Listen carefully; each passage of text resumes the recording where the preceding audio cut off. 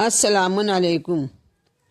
فاطمہ زہرا پیغمبر اسلام کی نظر میں فاطمہ زہرا کی فضیلت اور ان کے مدراج کے سلسلے میں قرآن مجید کی آیتیں اور بے شمار حدیثیں موجود ہیں۔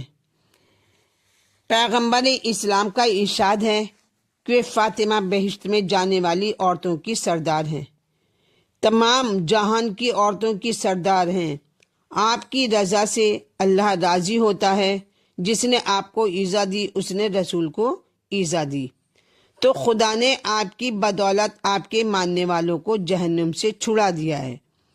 آپ فرماتے ہیں کہ مردوں میں بہت لوگ کامل گزرے ہیں، لیکن عورتوں میں صرف 4 عورتیں کامل گزری ہیں۔ نمبر 1 مریم، نمبر 2 آسیہ، نمبر 3 خدیجہ اور نمبر 4 فاطمہ زہرا، اور ان میں سب سے بڑا درجہ کمال فاطمہ کو حاصل ہوا ہے۔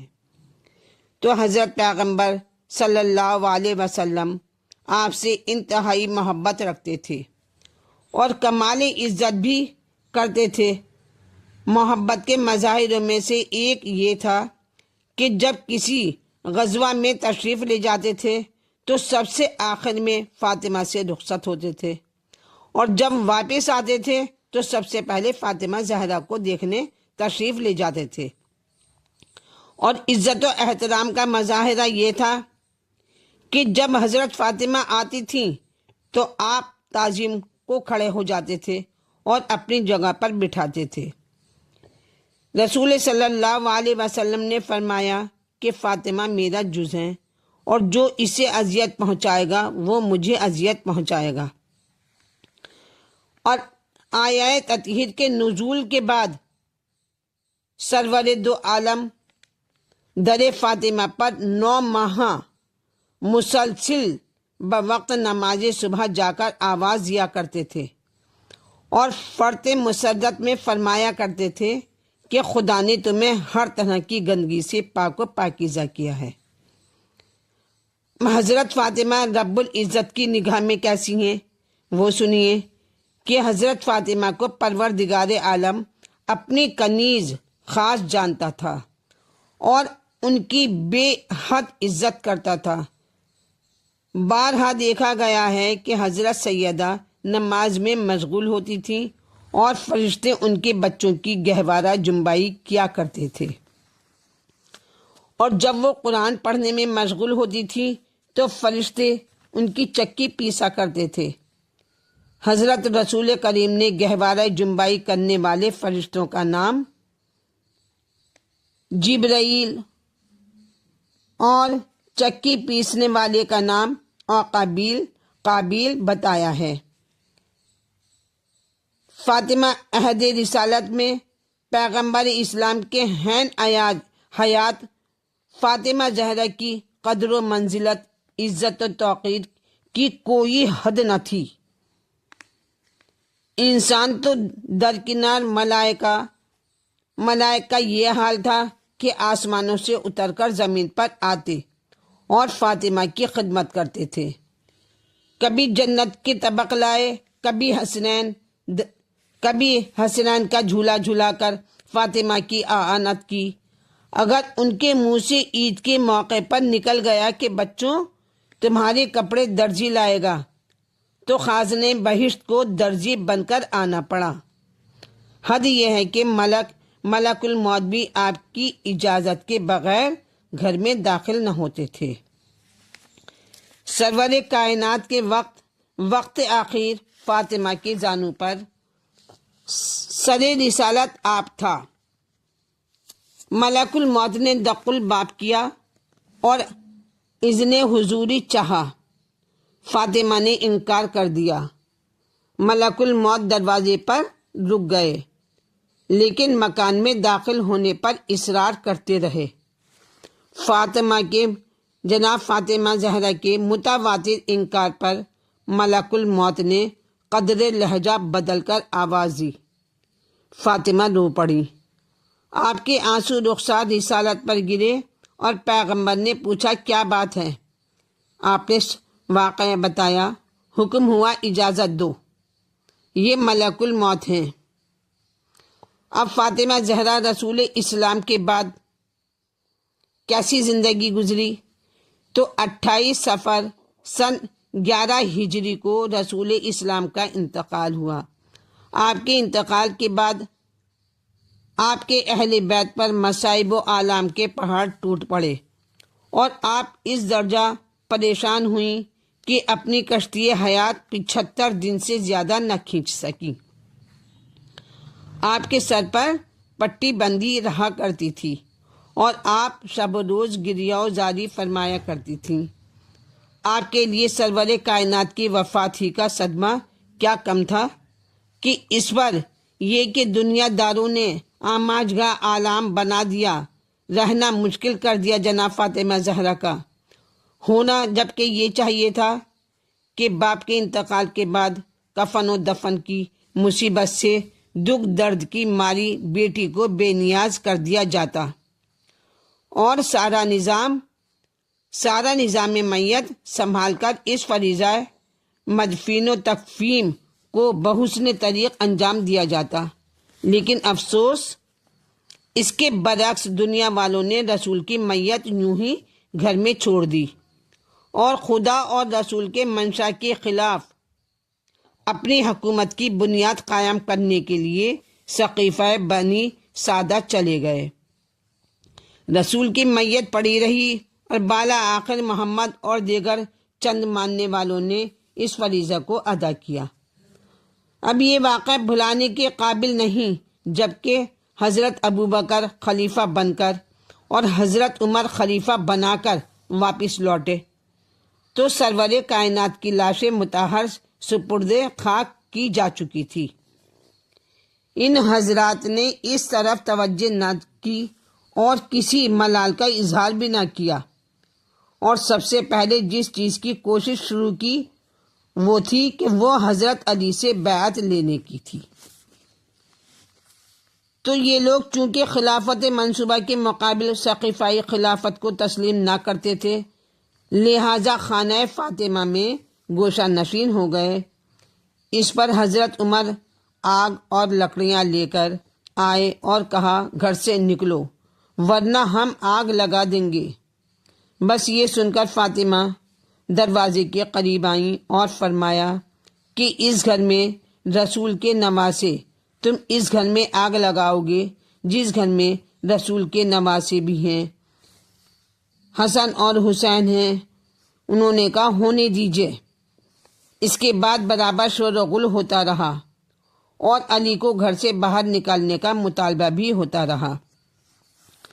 فاطمہ کے گھر کو آگ لگا دی گئی۔ جب شعلے بلند ہونے لگے تو فاطمہ دوڑ کر دروازے کے قریب آئیں اور فرمایا، ارے میرے باپ کا کفن بھی میلا نہ ہونے پایا کہ تم کیا کر رہے ہو؟ بس یہ سن کر فاطمہ کے اوپر دروازہ گرا دیا، جس کے باعث معصومہ کے شکم پر ضرب لگی اور فاطمہ کے بطن میں محسن نامی بچہ شہید ہو گیا۔ فاطمہ اسی ضرب حضرت عمر سے رحلت کر گئیں۔ اس کے بعد یہ لوگ حضرت فاطمہ کے گھر میں درانہ داخل ہو گئے اور علی کو گرفتار کر کے ان کے گلے میں رسی باندھی اور لے کر دربار خلافت میں پہنچے اور کہا کہ بیعت کرو ورنہ خدا کی قسم تمہاری گردن مار دیں گے۔ حضرت علی نے کہا، تم کیا کر رہے ہو اور کس قاعدہ اور کس بنیاد پر مجھ سے بیعت لے رہے ہو؟ یہ کبھی نہیں ہو سکتا۔ ان لوگوں نے خانہ سیدہ میں گھس کر دھما چوکڑی مچا دی اور بالا آخر فاطمہ بنت رسول صحن خانہ میں نکل آئیں اور کہنے لگیں، خدا کی قسم گھر سے نکل جاؤ ورنہ میں اپنے سر کے بال کھول دوں گی اور خدا کی بارگاہ میں سخت فریاد کروں گی۔ ایک روایت میں ہے کہ جب حضرت علی کو گرفتار کر کے لے جایا جا رہا تھا تو حضرت فاطمہ بنت رسول نے فریاد کرتے ہوئے کہا تھا، ابو الحسن کو چھوڑ دو ورنہ میں اپنے سر کے بال کو کھول دوں گی۔ اس کہنے پر مسجد نبوی کی دیوار قد آدم بلند ہو گئی تھیں۔ اس کے بعد حضرت فاطمہ کو اطلاع ملی کہ آپ کی وہ جائیداد جس کا نام فدق تھا، جو بحکم خدا بدست رسول ہاتھ آئی تھی اور جس کی آمدنی فقراء مساکین پر ہمیشہ سے خرچ ہوتی آئی، جس کا محل وقوع مدینہ منورہ سے شمال کی طرف 200 میل ہے، اس پر خلیفہ وقت نے قبضہ کر لیا ہے۔ بس یہ معلوم کر کے آپ حد درجہ غضبناک ہوئیں اور یہ معلوم کر کے اور زیادہ رنجیدہ ہوئیں کہ ایک فرضی حدیث غضب فدق کے جواز میں گھڑ لی گئی ہے۔ الغرض آپ نے دربار خلافت میں اپنا مطالبہ پیش کیا اور انکار ہبہ پر بطور ثبوت حضرت علی، حضرت امام حسن اور حضرت امام حسین ام ایمن کو گواہی میں پیش کیا گیا، لیکن سب کی گواہیاں مسترد کر دی گئیں اور کہا گیا کہ علی شوہر ہیں، اس لیے ان کی گواہی نہیں مانیں گے، حسنین فرزند ہیں، ام ایمن وغیرہ کنیز و غلام ہیں، ان کی گواہی نہیں مانی جا سکتی۔ اور ایک روایت کی بنا پر حضرت ابو بکر نے ہبہ کا تصدیق نامہ لکھ کر فاطمہ کو دے دیا۔ اب وہ لے کر جانے ہی والی تھی کہ ناگہاں حضرت عمر آ گئے، پوچھا کیا ہے؟ کہا تصدیق ہبہ نامہ۔ آپ نے موخت ہاتھ سے لے کر چاک کر ڈالا اور بروایت زمین پر پھینک کر اس پر تھوک دیا اور پاؤں سے رگڑ ڈالا اور مقدمہ خارج کرا دیا۔ اس کے تھوڑے دن بعد حضرت ابو بکر اور حضرت عمر امیر المومنین حضرت علی کی خدمت میں حاضر ہوئے اور عرض کی کہ ہم نے فاطمہ کو ناراض کیا ہے، ہمارے ساتھ چلیے، ہم ان سے معافی مانگ لیں۔ حضرت علی ان کے ہمراہ لے کر آئے اور فرمایا، اے فاطمہ، یہ دونوں پہلے آئے تھے اور تم نے انہیں اپنے مکان میں گھسنے نہیں دیا، اب مجھے لے کر آئے ہیں، اجازت دو کہ داخل خانہ ہو جائیں۔ حکم علی سے اجازت تو دے دی، لیکن جب یہ داخل خانہ ہوئے تو فاطمہ نے دیوار کی طرف منہ پھیر لیا اور سلام کا جواب تک نہ دیا اور فرمایا، خدا کی قسم، تا زندگی نماز کے بعد تم دونوں پر بد دعا کرتی رہوں گی۔ غرض کہ فاطمہ نے معاف نہ کیا اور یہ لوگ مایوس واپس چلے گئے۔ فاطمہ زہرا نے تا حیات ان لوگوں سے کلام نہیں کیا اور غضب ناک کی دنیا سے رحلت کر گئی۔ آپ کی علالت جناب سیدہ جناب پیغمبر صلی اللہ علیہ وسلم کے بعد میں جب حضرت عمر نے سیدۃ نساء العالمین یعنی حضرت فاطمہ پر دروازہ گرا دیا تھا اور شکم مبارک پر ضرب لگائی تھی، جس کی وجہ سے جناب فاطمہ زہرا کا حمل ضائع ہو گیا اور محسن شہید ہو گئے، اور اسی سبب سے آپ علیل رہنے لگیں اور بالا آخر وفات پا گئیں۔ تو رسول خدا صلی اللہ علیہ وسلم کے وفات کے بعد سب سے زیادہ جو متاثر پریشان ہوئی ہیں وہ فاطمہ زہرا تھیں۔ والدہ پہلے ہی انتقال کر چکی تھیں، اب ماں اور باپ دونوں کی جگہ پیغمبر صاحب ہی تھے، اور باپ بھی کیسے کہ دین دنیا کے بادشاہ۔ ایسے باپ کا سایہ سر سے اٹھنا، اس پر حضرت علی کا خلافت سے محروم رہنا، ترک پدری فدق کا دعویٰ کرنا اور مقدمہ ہار جانا، انہی رنجوں میں گھل گھل کر جناب فاطمہ زہرا انتقال فرما گئیں۔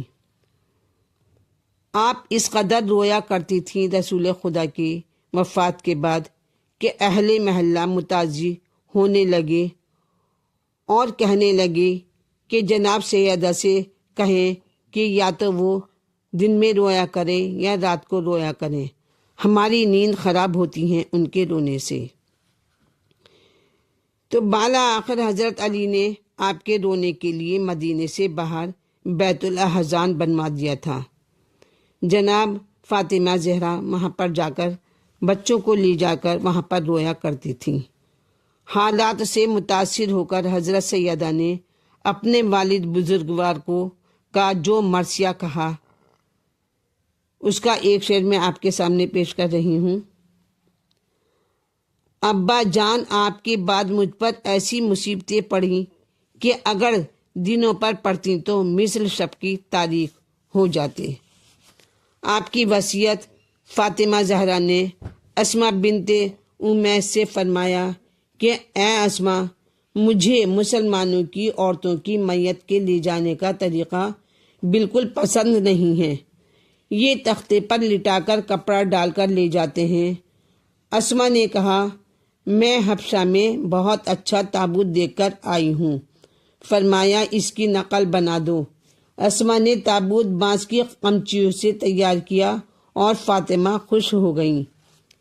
اس کے بعد آپ نے حضرت علی کو بلایا اور وصیت کی۔ آپ نے کہا، مجھے خود غسل دینا اور کفن پہنانا، میرا جنازہ رات کو اٹھانا، اور جن لوگوں نے مجھے ستایا ہے ان کو میرے جنازے میں شریک نہ ہونے دینا، اور میرے بعد شادی کر لینا تو ایک رات میرے بچوں کے پاس اور ایک رات اپنی بیوی کے پاس گزارنا۔ فاطمہ زہرا نے ابو بکر وغیرہ سے بات چیت کرنا چھوڑ دی تھی، اور وصیت یہ بھی تھی کہ عائشہ بھی میرے جنازے میں شریک نہ ہونے پائے۔